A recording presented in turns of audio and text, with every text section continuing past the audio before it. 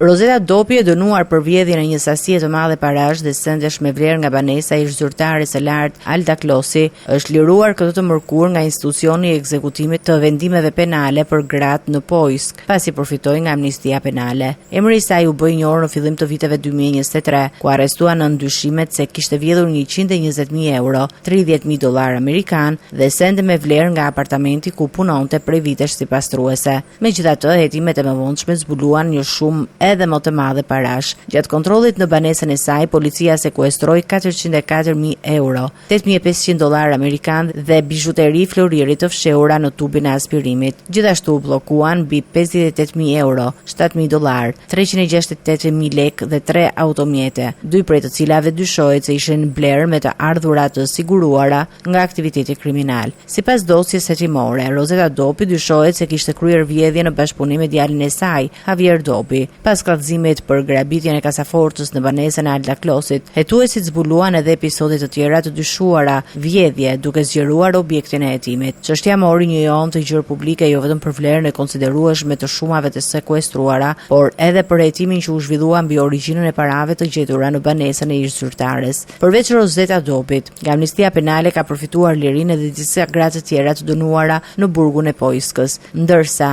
për një pjesë të dënuarve është vendosur ulja e masës së dënimit në përputhje me kriteret e përcaktuara nga ligji për amnistin penale.